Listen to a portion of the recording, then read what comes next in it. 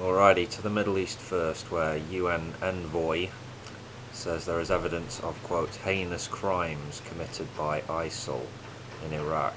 Over 50 mass graves have been discovered in areas previously controlled by the Islamic State. Apparently these include 3 burial pits and a football field. The envoy in question is Jan Kubis, Special Representative of the UN Secretary General for Iraq. Surely no one is surprised that this group has been committing vile human rights abuses. You don't need to listen to the narratives of various media sources here in the West or elsewhere. ISIL or ISIS put their own propaganda videos out there, much of it depraved, hideous shit if you've ever taken the time to watch it. Anyway, the envoy points out the worsening humanitarian situation in Iraq, as well as the political instability, which is of course helping ISIS.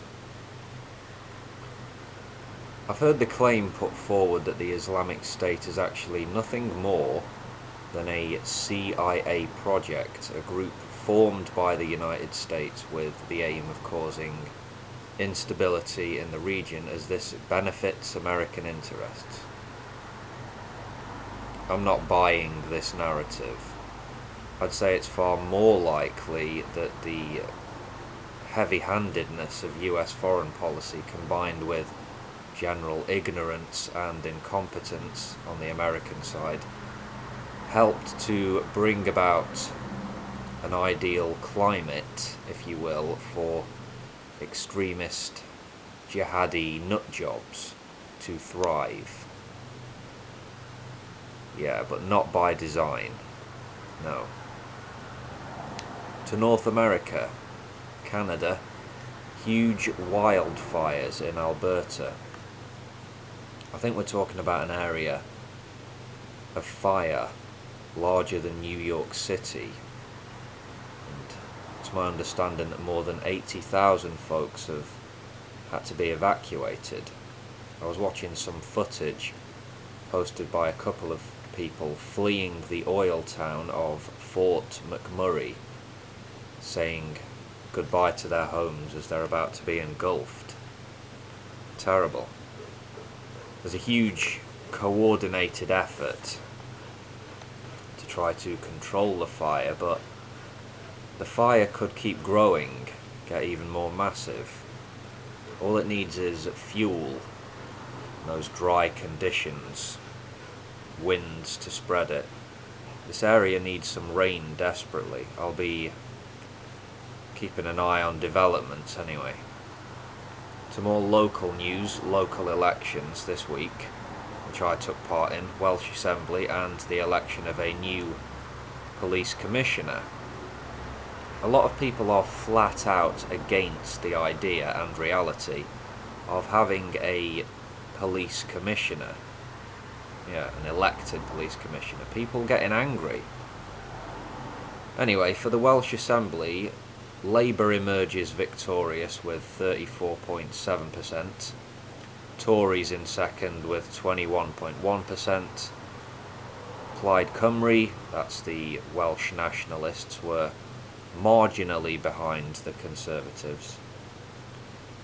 If you look at the map of Wales, you see Labour's support is mostly in the south and in the northeast.